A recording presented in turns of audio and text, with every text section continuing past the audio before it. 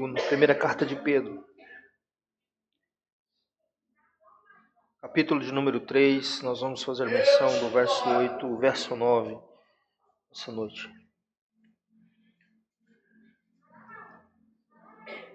Deus está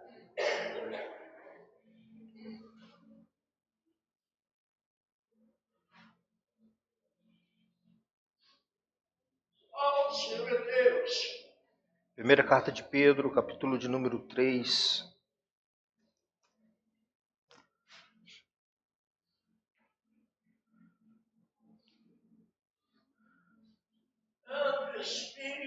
Verso 8 e 9.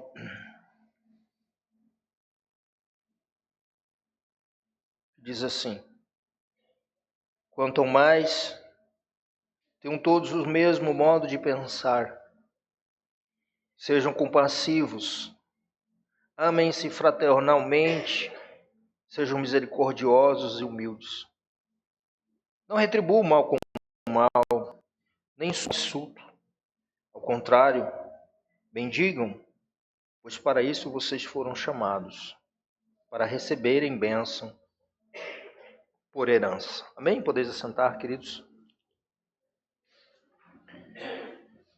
Amados, nós estamos hoje retornando à exposição nessa missiva de Pedro. Nós caminhamos fazendo a exposição até o verso 7 e aí nós demos uma pausa, trouxemos aí alguns sermões aleatórios e hoje nós estamos retornando de forma continuada à exposição nessa missiva. Haja vista, conteúdo doutrinário,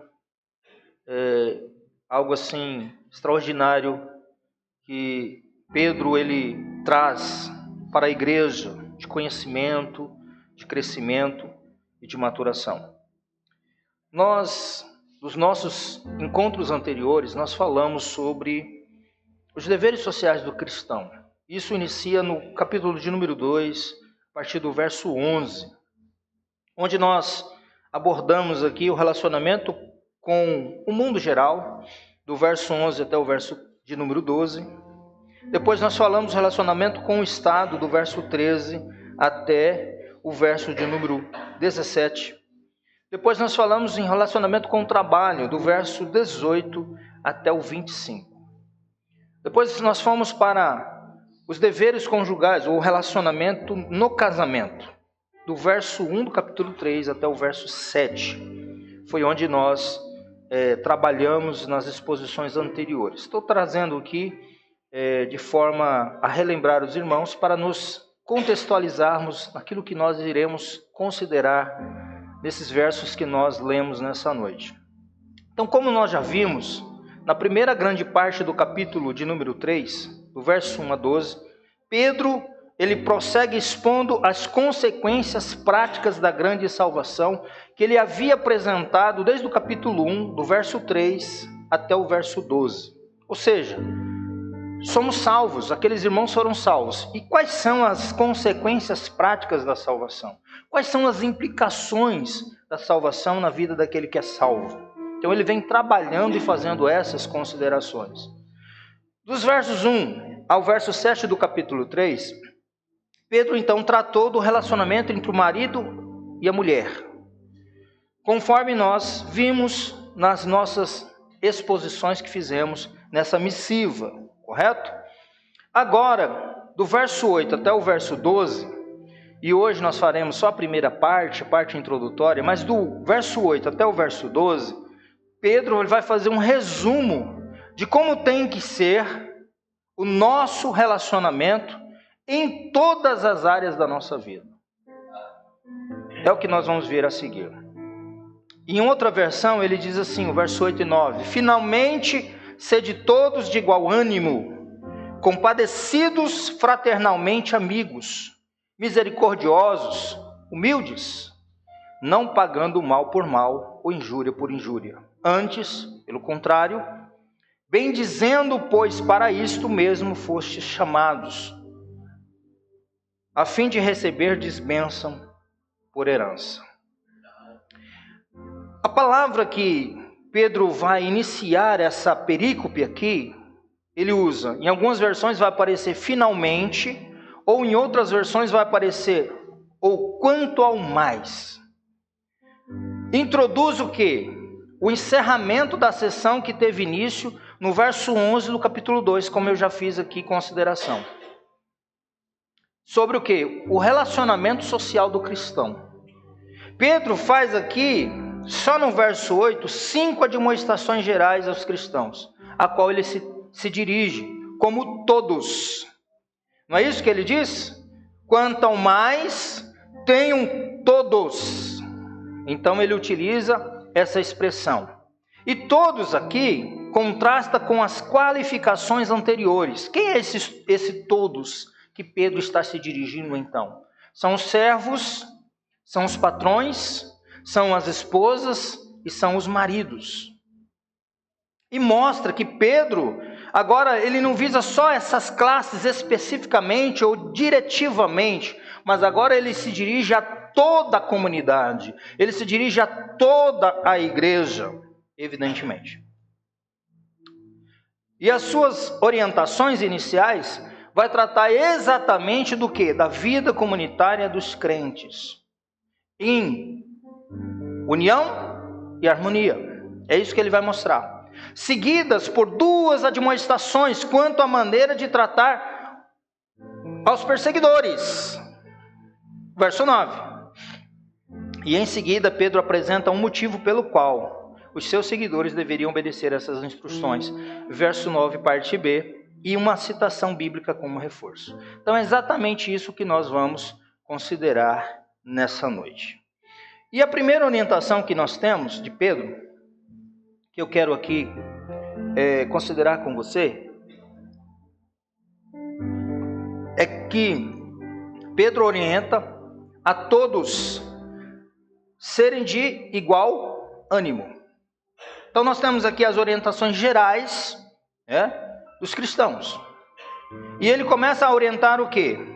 Para que todos os irmãos, não somente aquelas classes que ele já havia tratado especificamente, de forma muito particularizada, agora ele vem e se dirige a todos. E a orientação que Pedro traz é que todos precisavam ser de igual ânimo. É isso que ele diz. Quanto ao mais, ou seja, estou finalizando, mas ainda estou trazendo instruções a vocês. Tenham todos o mesmo modo de pensar. Essa expressão, tenham todos o mesmo modo de pensar, significa todos vocês precisam ser de igual ânimo. Ter o mesmo modo de pensar e sentir. Haja vista a igreja, ela é considerada de forma utilizada por Paulo e por os demais. Jesus também disse, como um corpo, existe o que então? Uma unidade. Então, apelos como esse, pela unidade entre os crentes, vai aparecer várias vezes no Novo Testamento. A busca por essa unidade, Paulo trabalha isso em Romanos, Paulo trabalha isso em Efésios. Pedro está trabalhando aqui também, que precisava haver dentro da igreja o quê? Unidade, coesão, koinonia, comunhão, estar juntos, viver juntos. Porque, queridos, aqueles irmãos, haja vista, nós precisamos relembrar sempre, porque nós estamos trabalhando essa missiva, que eles viviam num contexto hostil, eles eram perseguidos, eles eram hostilizados por serem cristãos. Haja vista, eles eram cristãos da diáspora, ou seja, da dispersão. Eles estavam sendo perseguidos de cidade em cidade por causa da eleição, porque eles eram eleitos por causa do evangelho. E por causa desse contexto, a tentação para desavença e discórdia entre os crentes a quem Pedro escreve era maior. Por causa da perseguição, por causa do momento que eles estavam vivenciando, do ambiente periférico da qual eles estavam inseridos. Quando esse impulso de sobreviver à perseguição poderia levar a ter algumas atitudes egoístas. Alguns poderiam ser egoístas, poderiam denunciar onde eles estavam se reunindo. Por essa razão, Pedro vem dizendo: tenham todos o mesmo modo de pensar. Tenham todos o mesmo modo de pensar e sentir.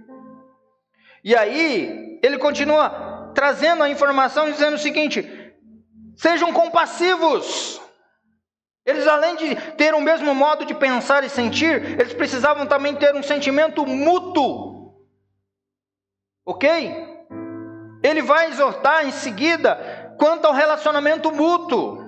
Eles deveriam ser compadecidos uns dos outros, usando o que? De compaixão e amor para com os que sofriam e para com os errados e vacilantes. Porque muitos deles estavam dentro dessas classes que nós aqui já consideramos, que eram escravos e que sofriam, que eram vilipendiados, mulheres cristãs que os esposos não eram cristãos e sofriam perseguição.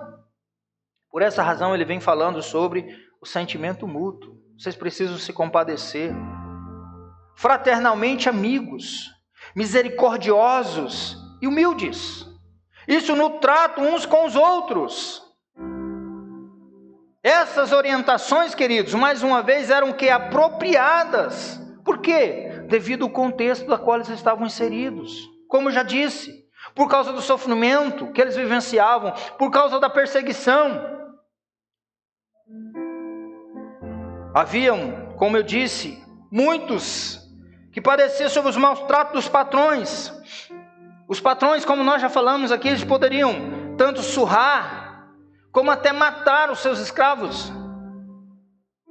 As autoridades perseguiam os vizinhos que não eram cristãos, a sociedade em geral. A compaixão então entre eles, no âmago da igreja, cuidado dos seus irmãos em Cristo, os ajudaria a permanecer firmes em meio a todas as adversidades. É algo que nós precisamos também considerar. Nós precisamos pensar de igual modo, agirmos de igual modo, como também termos um sentimento mútuo. Não diferentemente daqueles irmãos, hoje nós também precisamos ter esse sentimento mútuo, fraternal ou fraternalmente de amigos, sermos misericordiosos, humildes, nos perdoarmos, nos abraçarmos.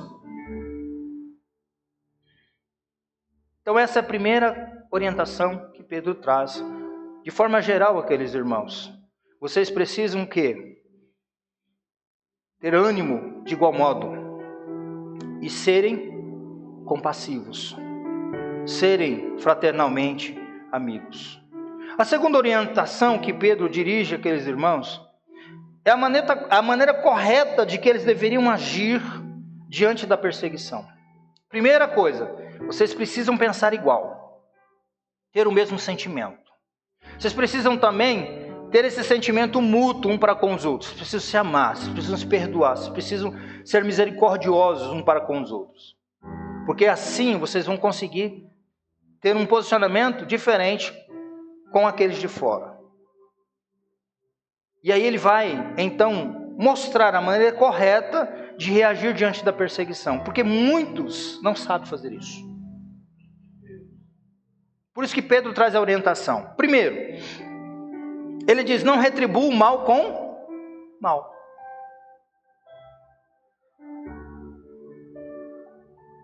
Porque existem as crenças culturais por aí, né?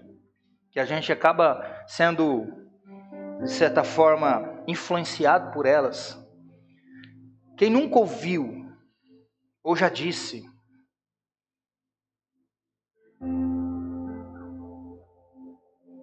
dizendo assim: vingança é um prato que se come frio. Tipo assim, eu vou te esperar, você vai ter um momento que eu vou poder pegar você.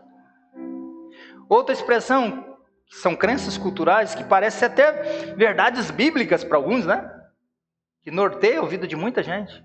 Diz assim: vou ensinar para o fulano com quantos pau?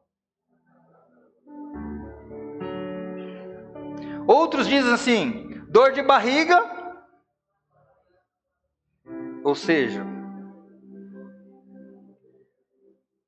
São crenças culturais que muitos de nós temos. E isso porque nós não vivemos num ambiente hostil de perseguição, num ambiente periférico cercado pelos vizinhos que nos acusam. Ninguém aqui é escravo de ninguém.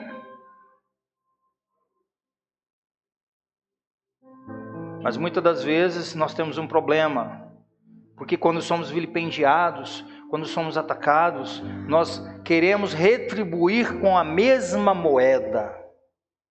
O que Pedro está dizendo? Não retribuam mal com mal. Como é que vocês têm que fazer quando vocês forem perseguidos? Quando vocês forem denunciados? Quando vocês forem atacados? Quando vocês forem vilipendiados? Vocês não podem retribuir o mal com mal. O mal a que Pedro se refere aqui incluía os maus tratos sofridos pelos escravos cristãos. O Senhor ia lá, punia o escravo, porque o Senhor não era crente, o escravo era cristão. No verso 20, capítulo 2, ele vai dizer: pois que vantagem há de suportar açoites recebidos por terem cometido o mal, mas se vocês suportam o sofrimento por terem feito o bem, isso é louvável diante de Deus.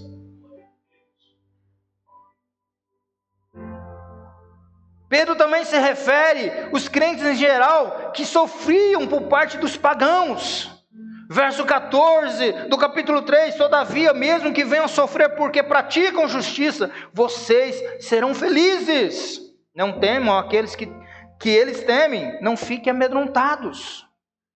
Pedro também, ele se referia, o contexto mais imediato aqui que nós podemos considerar, era os maus tratos sofridos pelas esposas de maridos incrédulos e desobedientes à palavra.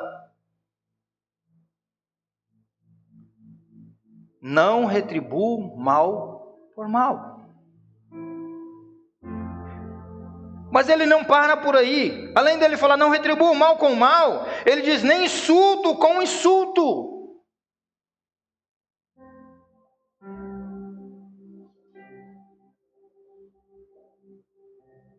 O conceito secularizado e mundano, hedonista, nos ensina a pagar mal com mal. E tem crente que não fala assim, comigo é assim. Bateu ou levou? Né? Tem crente que é desse jeito. Me deu uma, toma duas. Hã? Quando eu batizei, meu braço ficou assim. Não foi batizado por mim, que eu se levantar eu afundo assim, pego o presbítero, afundo e se infeliz aí, para Adão morrer afogado. Não, gente, nem mal por mal. E aí Pedro dizendo, nem injúria por injúria, porque o que eles mais sofreram é isso. O que é injúria? Injuriar. Injuriar significa insultar, ofender. Coisa que dói é ofensa. Você levar um nome que você não merece. A pessoa falar uma coisa que você não é. Dói ou não dói?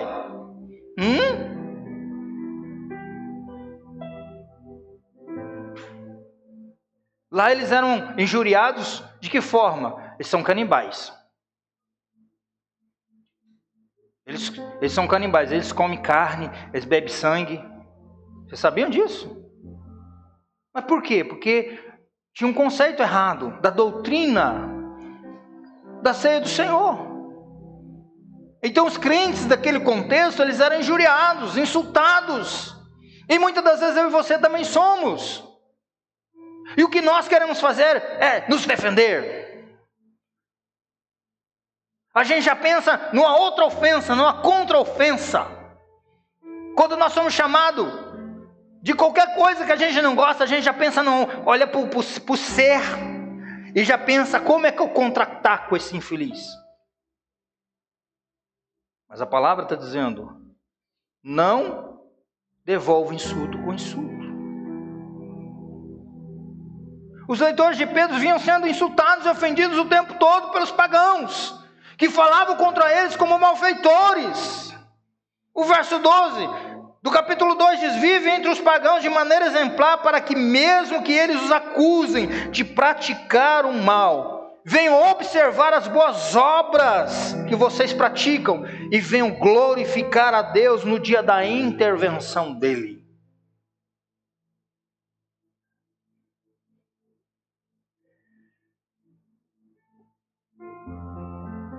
Em vez de insultá-los de volta, os crentes deviam o quê? Bem dizer. Bem dizer naqueles que ofendiam, aqueles que falavam mal deles, respondendo não com injúria, mas com palavras de bênção. Pedro aqui reflete claramente o ensino do Senhor Jesus quanto à reação dos discípulos diante dos perseguidores. Jesus, no Sermão do Monte, Mateus 5, verso 39, ele dizendo aos discípulos e à multidão, a sua audiência, ele diz: mas eu digo, não resistem ao perverso. Se alguém o ferir na face direita, ofereça-lhe também a outra. Oh, coisa difícil de fazer. Claro que Jesus não estava falando literalmente, mas se caso acontecer literalmente, irmão, não é para você sair em vias de fato com o outro não, tá?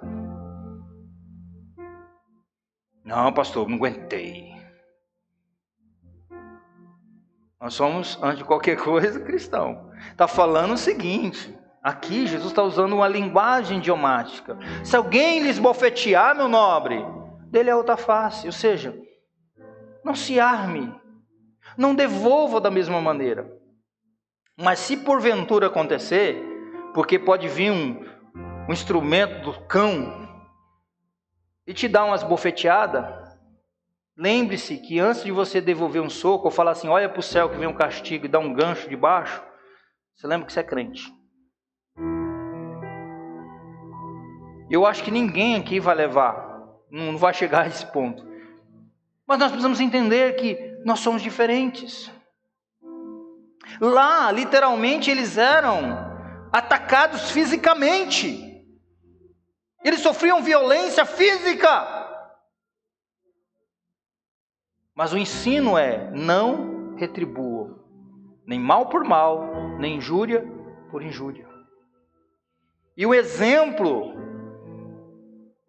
o ensino foi exemplificado aqui pelo Senhor e a própria vida de Jesus.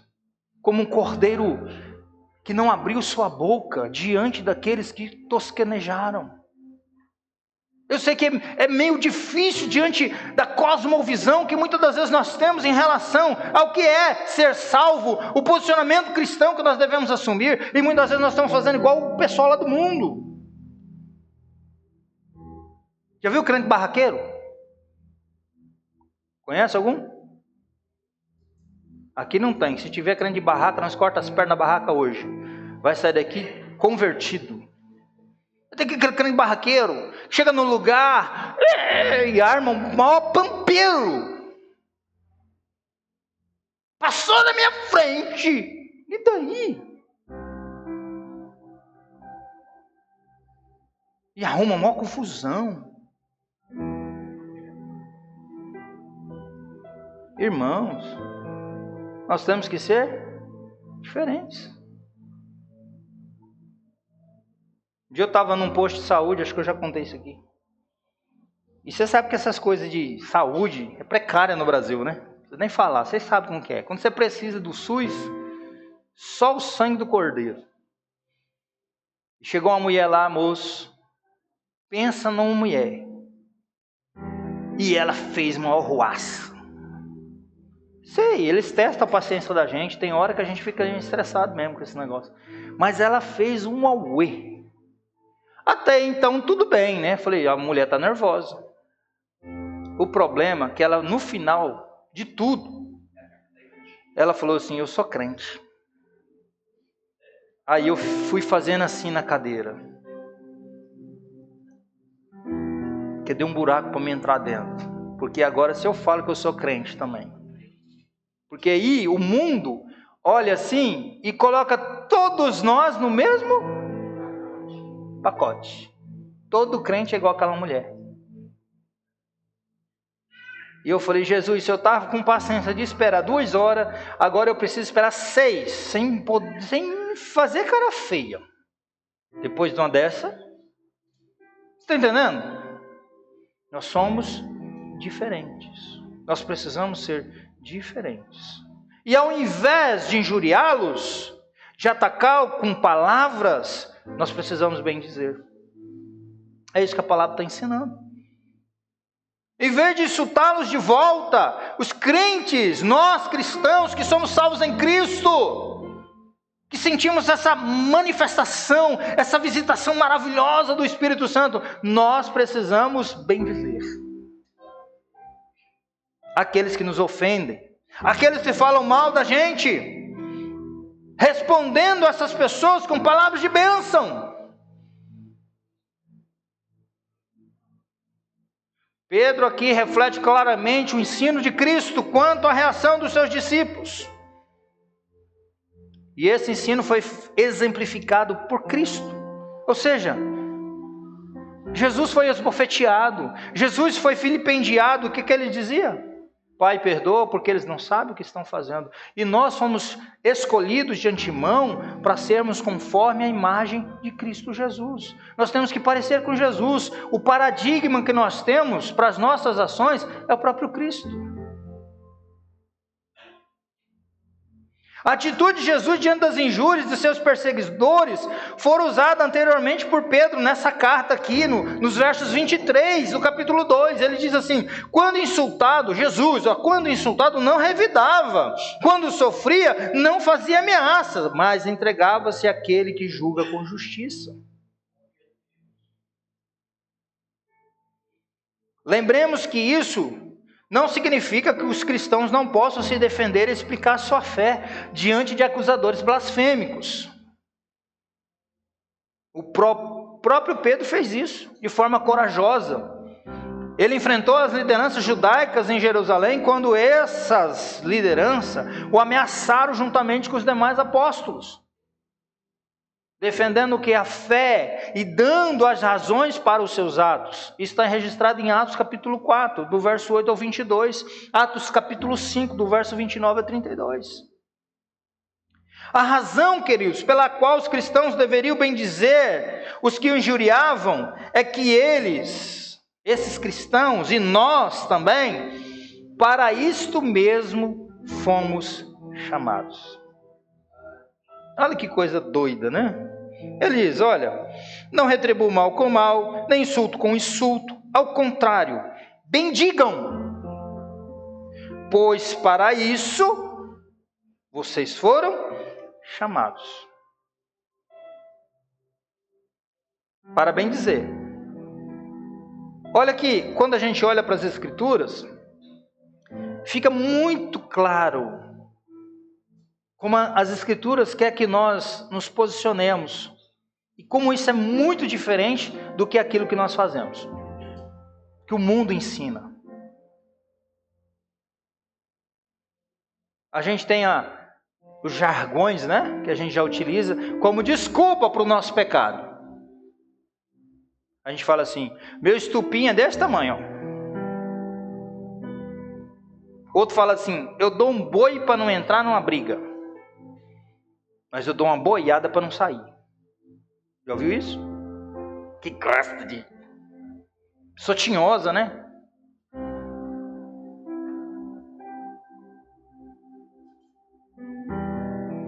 O outro fala assim, quando eu amo, mas quando eu odeio, eu odeio. Aí a Bíblia está dizendo o seguinte, não retribua o mal com mal, nem injúria com injúria. Antes, vocês têm que fazer o quê? Bendizer. Por que eu tenho que bendizer, pastor? Está me falando mal de mim, está me criticando, está descendo o pau nas minhas cacundas. Porque o problema, irmão, não é falar na frente, porque muitos não têm essa coragem. É falar por trás.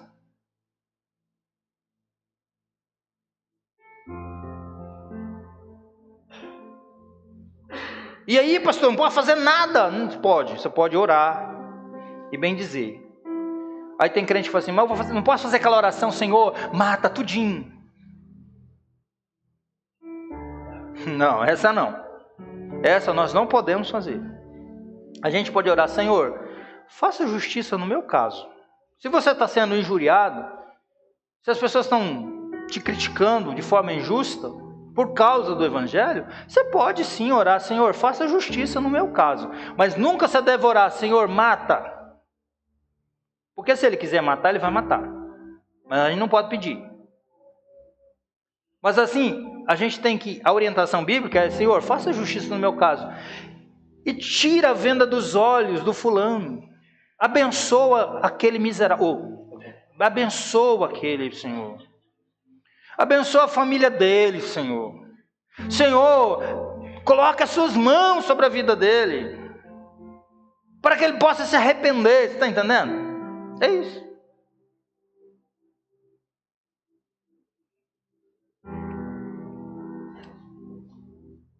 Foram chamados para isso. Nós somos chamados para isso. Pedro estava dizendo que os cristãos foram chamados para abençoar. Ou seja, eles deveriam abençoar os que injuriavam, porque eles foram chamados por Deus para ser uma bênção até mesmo para os seus inimigos. Nós precisamos ser bênção até para os nossos inimigos.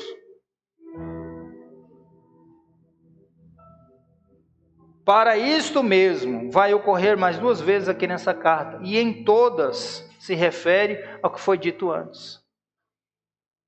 Nós fomos chamados para isso, para abençoar quando somos amaldiçoados, para retribuir com bem quando nós somos prejudicados, para falar palavras de bênção quando nós somos amaldiçoados. Pedro, aqui no verso 21 do capítulo 2, ele fala que os cristãos deviam suportar com paciência o sofrimento, porque para isso foram chamados, a referência, vocês foram chamados para sofrer. No verso 6 do capítulo 4, ele vai dizer que os ímpios e perseguidores haveriam de dar contas a Deus, para isso mesmo o evangelho foi pregado até os mortos. Os cristãos precisavam bendizer os injuriosos, porque foi para isso que Deus os havia chamado pelo Evangelho de Cristo. É isso que faz a diferença. Isso é ser sal, isso é ser luz. O chamamento para pagar o mal com o bem e bendizer os injuriosos incluía receber também bênção por herança, como consequência. Se eu abençoo, logo, todavia, entretanto, eu sou abençoado. Primeiro ponto que ele considera aqui, olha, ao contrário, bendigam. Para isso vocês foram chamados, verso 9, para receberem bênção por herança. Quem é que vai me abençoar se eu fizer isso? Se eu for obediente à palavra de Deus? É os injuriosos? Aqueles que estão me vilipendiando?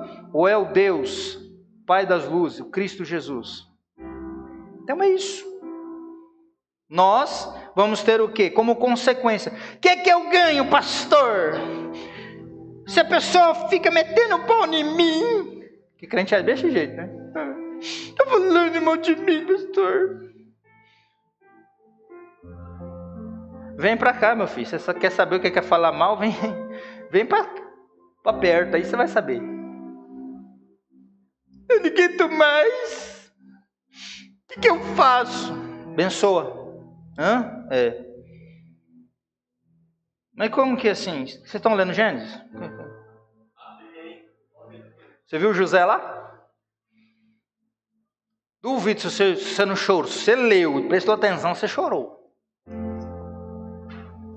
Porque qualquer um de nós, no lugar do José, com o poder que ele tinha, pega essas traias tudinho e vai virar tudo escravo agora. Vou botar tudo para se lascar. Sim ou não? Duvido. O que o José fez? Pastor, e agora o que eu faço? Bendiz. Abençoa, ora para Deus abençoar. Não ora para... E o que eu ganho com isso, pastor? Porque eu tenho que fazer alguma coisa. Não, a Bíblia está dizendo que o que nós temos que fazer é só bendizer. Que quem nos defende é o próprio Deus.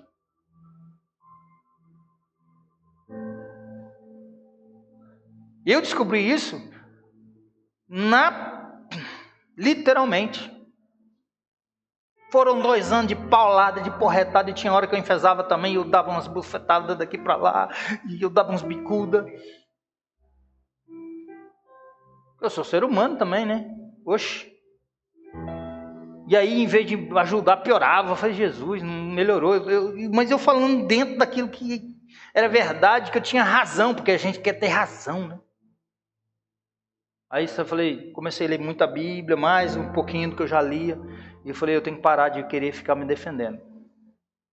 Deixa pra lá, eu só vou orar.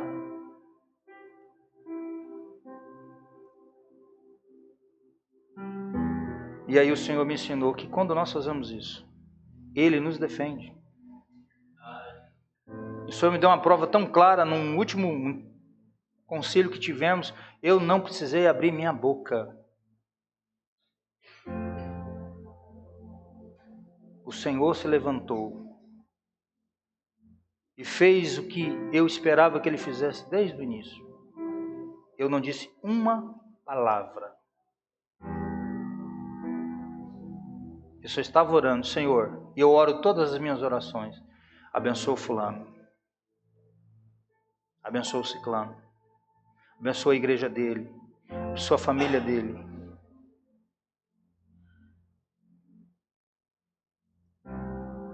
Os negócios, o ministério.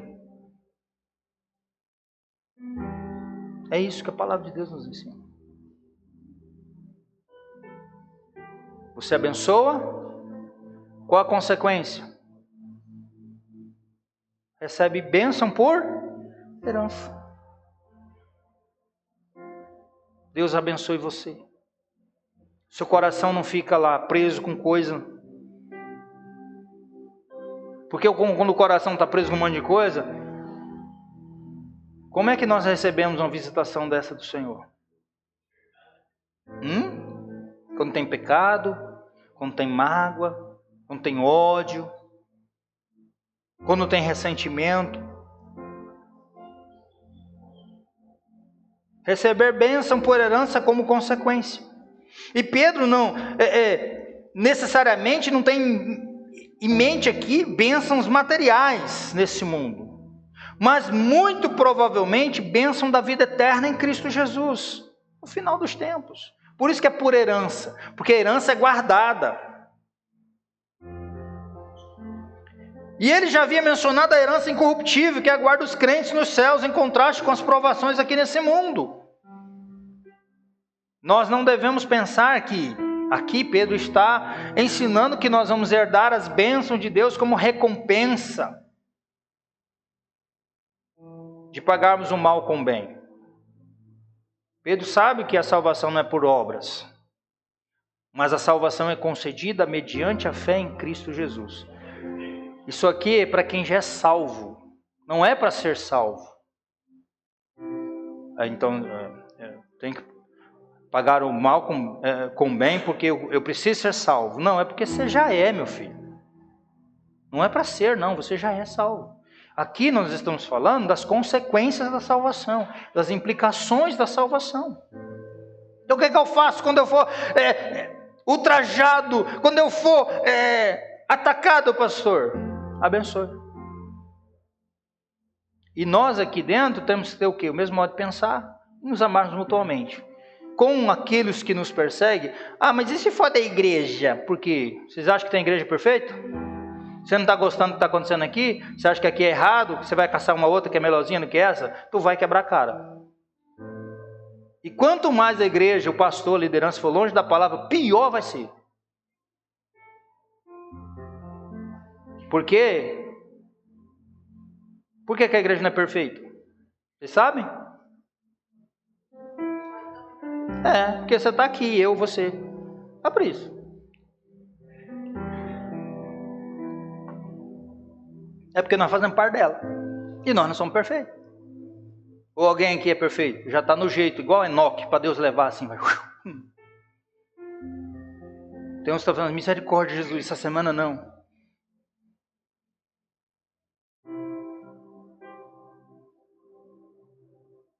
E se for da igreja? Pode acontecer. Porque nem todos que estão na igreja estão em Cristo.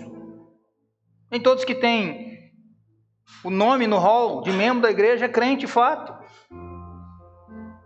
Cristão, salvo em Cristo, é aquele que realmente vive de acordo com isso aqui, ó. Em todos os aspectos. Não é o que ele quer, não. Porque isso aqui, ó, Bíblia, não é igual você chegar num restaurante, num self-service, e você pegar o que você gosta. Aquilo que você quer. Aí eu quero isso aqui. Esse aqui eu quero. Porque se for eu sou bem assim. Eu tenho um monte de coisa que eu não gosto. Na questão de gastronomia.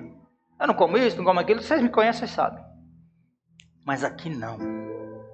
Aqui não tem como eu dizer assim, isso aqui não me serve, isso aqui serve. É toda a verdade, é toda a palavra de Deus. Não é aquilo que eu acho, é o que ele está pedindo. Eu tenho que fazer igual ele está falando aqui. E mesmo eu dando atenção para tudo isso, eu ainda estou longe daquilo que o Senhor quer que nós chegamos e que sejamos.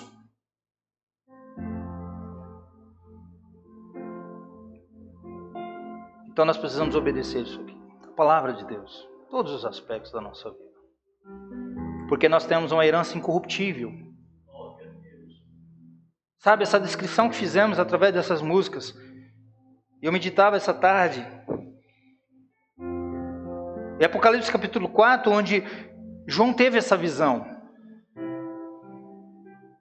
De mostra a grandeza de Deus. A soberania, o juízo, a graça, a misericórdia.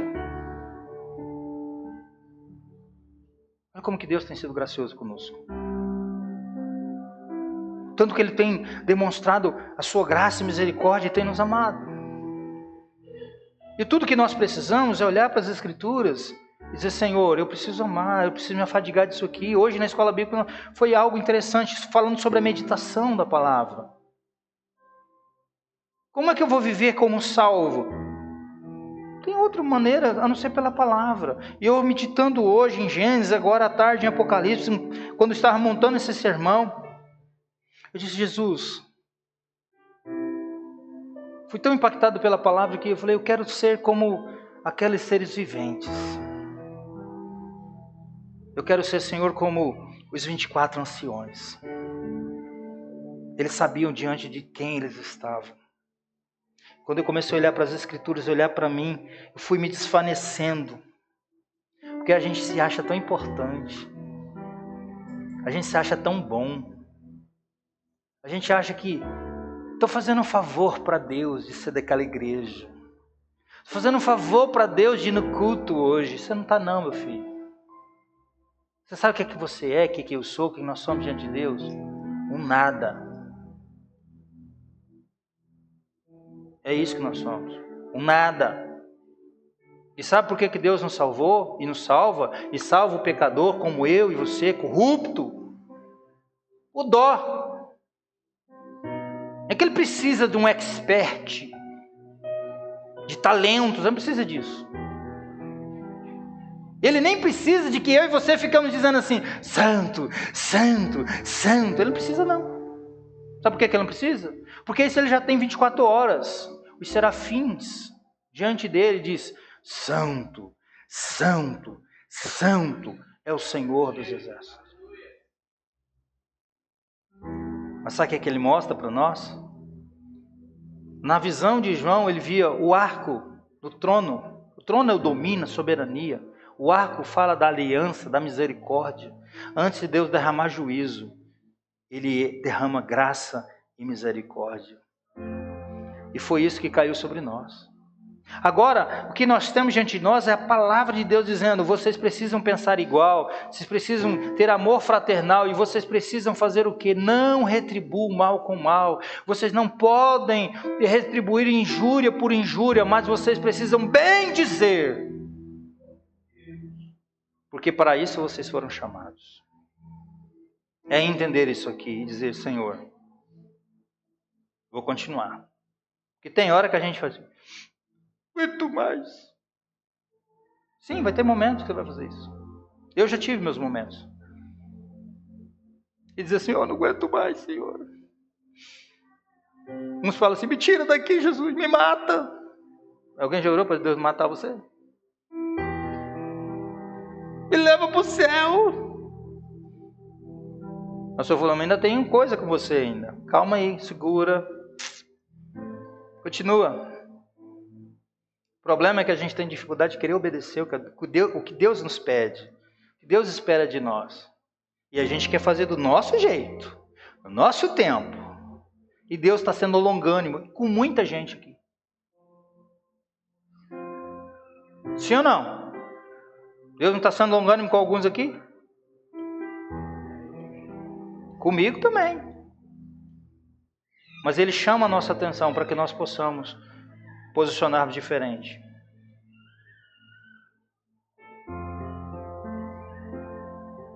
Contudo, para finalizarmos, os salvos pela graça manifestam em suas atitudes as ações e efeitos dessa salvação. Nós precisamos revelar isso. E frequentemente, os autores do Novo Testamento vão tratar desses efeitos, dessas consequências, como fosse a evidência de que somos salvos. Tendo em vista o quê? Que fé, aquilo que eu creio, aquilo que eu acredito, e obras são inseparáveis. Andam juntos.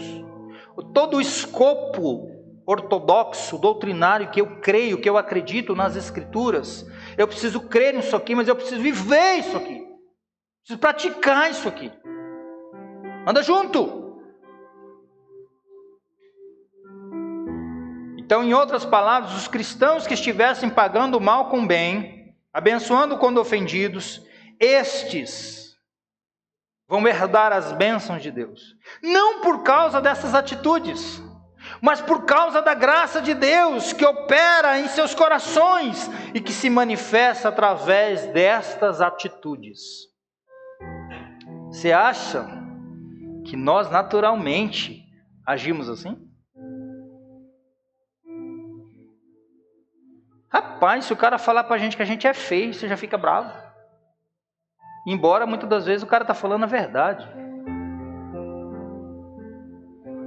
Feia é mãe. É assim?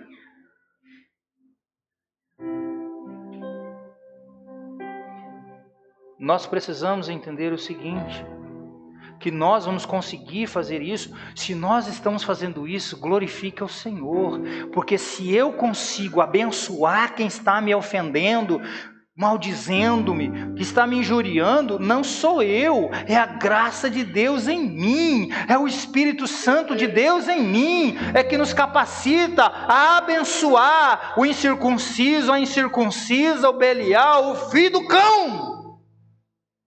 Não é eu.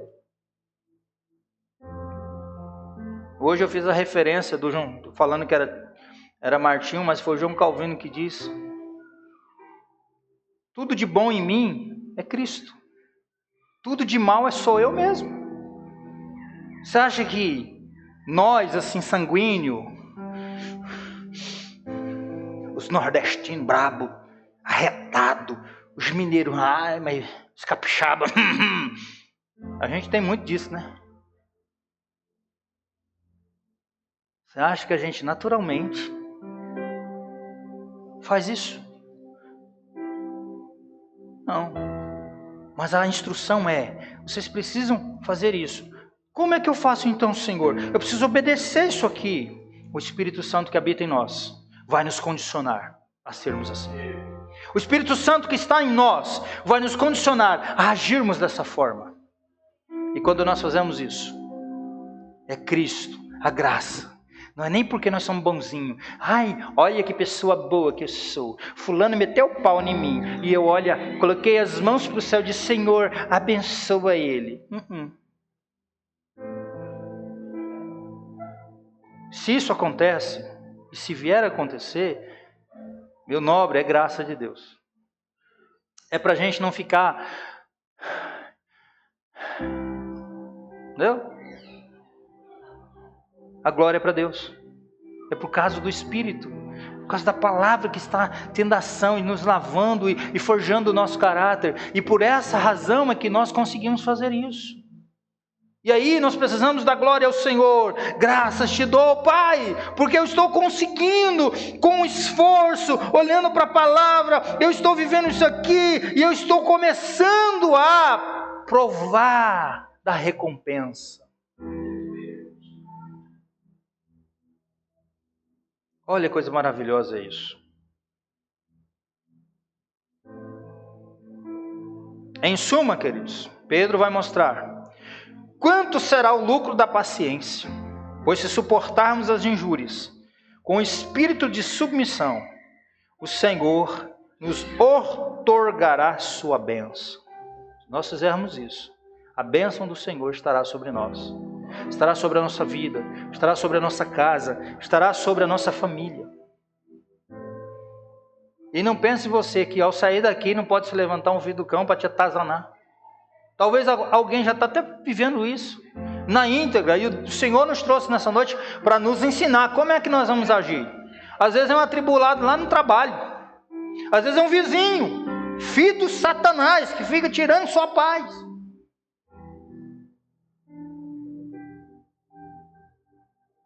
Às vezes é um parente. Por quê? Você não tem problema com família? Sua família é perfeitinha? Tem uns parentes tribulados? Tem uns que tem, né?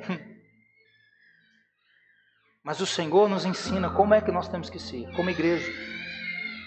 Então, nesse primeiro momento, nós precisamos entender isso. Essa é a primeira parte, orientações para nós como cristãos, consequência, as implicações da nossa salvação. Amém, queridos? Por hoje é só. Hoje o fogo foi tão grande que até os neném estão pentecostal, né? Benção pura. É isso aí, irmã Elinha. Cadê o do Henrique? Tá dormindo? Bota esse menino para gritar aí, para falar um glória a Deus, aleluia. Amém, queridos? Eu quero nesse momento agradecer os nossos visitantes, estarmos aqui externando a nossa alegria.